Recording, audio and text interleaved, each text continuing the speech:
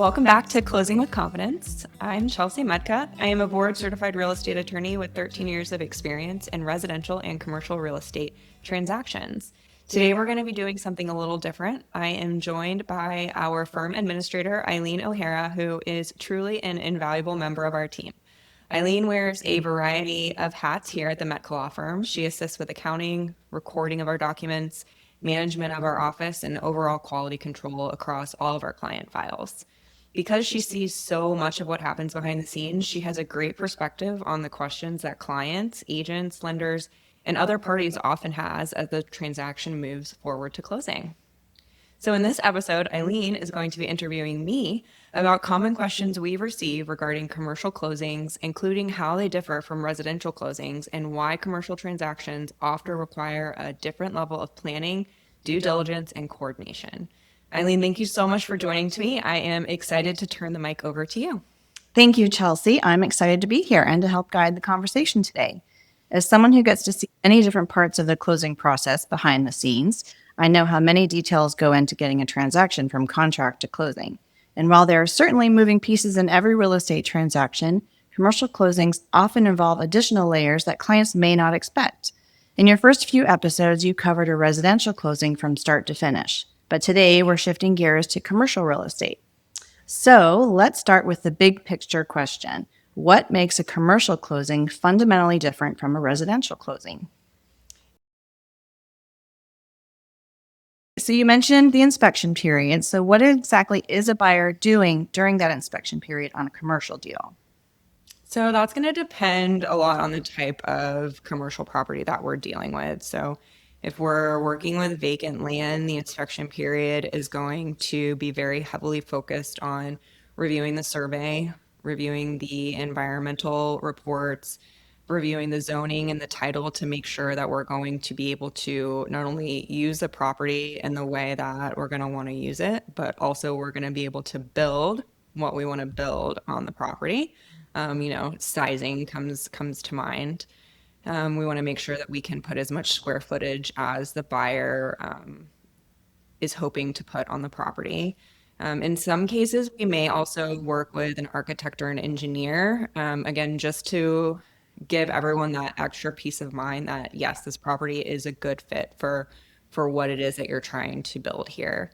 If we're talking about property that already has an improvement on it, well, then we have to consider, okay, is my buyer going to be using this property for the same use as the seller? So, for example, if the seller is a dentist and my client is going to be opening maybe an orthodontic office, those are relatively similar uses.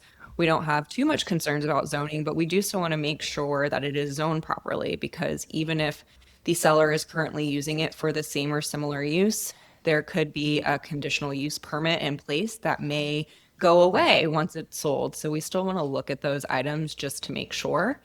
And especially if, we're using the same example, if the seller is a dentist and my client wants to come in and open an auto repair shop, well, we're definitely going to have to look into the zoning and whether we'll be able to get it rezoned, because medical office use is vastly different than industrial. Let's see. For improved land, we also look at surveys. We want to make sure that there are no improvements in the property encroaching into any easement areas. We want to make sure there's no easements that are running through the middle of the property, things like that. Also title. I recently represented a client who was buying a commercial business, buying the real property.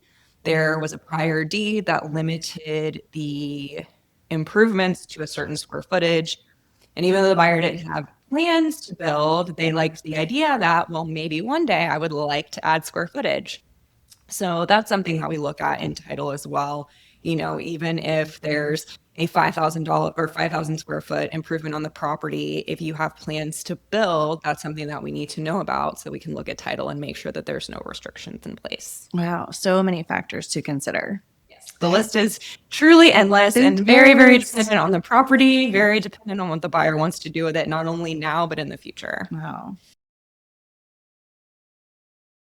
Let's talk a little bit about the commercial loans. They're very different from residential mortgages. What do buyers need to understand going in? So if you're going into a commercial transaction where you are going to be financing it, the first thing I would want everyone to know is that the term sheet or the commitment letter that you're provided, that's going to be just like your letter of intent or your contract for your purchase. It's very important to read those, understand them.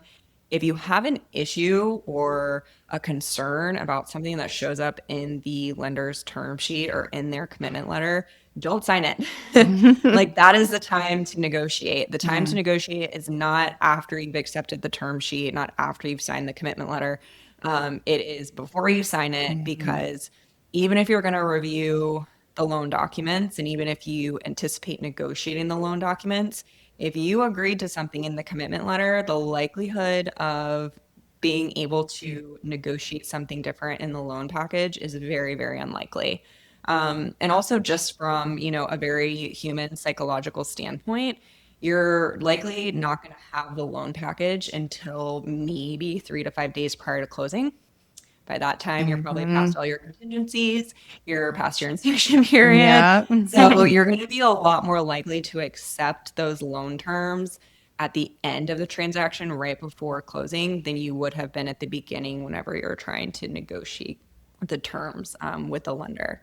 The other thing that I do want to say about that is, in residential transactions, those loan documents are very heavily regulated by the federal government. So you're not going to negotiate your residential loan documents if you're working with an institutional lender. For commercial, on the other hand, those generally are relatively negotiable depending on the lender that you're working with. So yeah, if you have experience with residential and you think that you're just going in and you're signing documents that are regulated by the government and you're protected, like you are wrong. These documents are not regulated. They are going to very, very strongly protect the lender in ways that you would probably be shocked.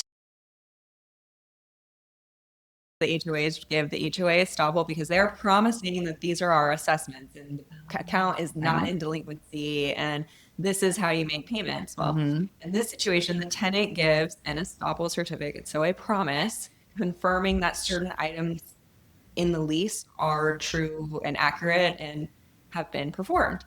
So for a tenant estoppel certificate, we are primarily confirming that the landlord's not in default, right? Because if your seller is defaulted under the lease, he might not want to tell you.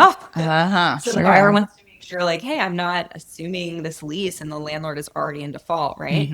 So it also confirms how much of a deposit have you given to the landlord, right? So if the seller says, oh no, they don't have a deposit, but you get your estoppel certificate and the tenant says, oh yeah, I gave them a $10,000 deposit. Well, that's a discrepancy that we need to clear up. So that's just a few examples of what the estoppel certificate from the tenant would include.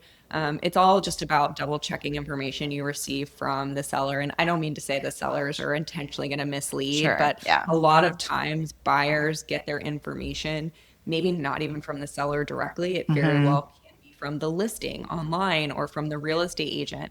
And not that anyone is intentionally trying to mislead, but the information just might not be correct.